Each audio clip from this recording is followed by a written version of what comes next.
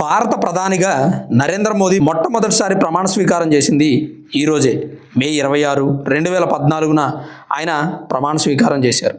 2014లో NDA కూటమి మొత్తం 336 స్థానాలు గెలిచింది. అందులో 282 పూర్తిగా బీజేపీ పార్టీ గెలిచిన స్థానాలే.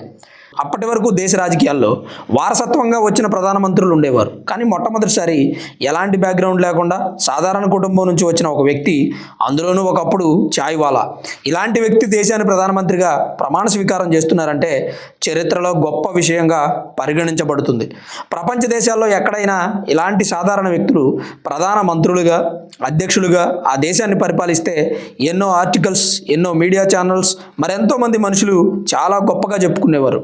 ఉదాహరణకి అబ్రహాం లింకన్, నెల్సన్ మండేలా లాంటి వ్యక్తుల గురించి చాలా గొప్పగా ఈ ప్రపంచం చెబుతుంది. కానీ నరేంద్ర మోదీ గురించి విషప్రచారం చేస్తున్నారు కొంతమంది.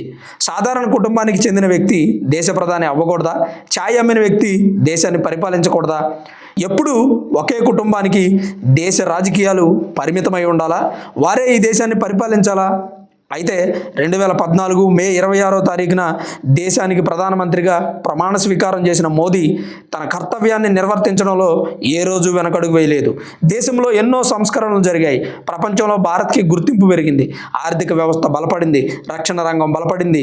ఇక మీరు చెబుతున్న డాలర్ విలువ అంటారా, అది ఎప్పుడూ పెరుగుతూనే ఉంటుంది. ఎప్పుడు ఎలా ఉంటుందో ఆర్థిక నిపుణులు కూడా చెప్పలేరు. దాన్ని తగ్గించాలంటే విదేశీ మారక ద్రవ్యాన్ని పెంచాలి. ఇంపోర్టెడ్ వస్తువుల వాడకం దేశ ప్రజలు తగ్గించాలి. అప్పుడు దేశంలో ఉన్న రూపాయి విలువ పెరుగుతుంది. దేశ ప్రజల సపోర్టుతో దేశం ఏదైనా సాధిస్తుంది. ఒక్క ప్రధాని ఏం చేయగలడు? ప్రధానిగా మోదీ ప్రమాణ స్వీకారం చేసి నేటికి సరిగ్గా 12 సంవత్సరాలు.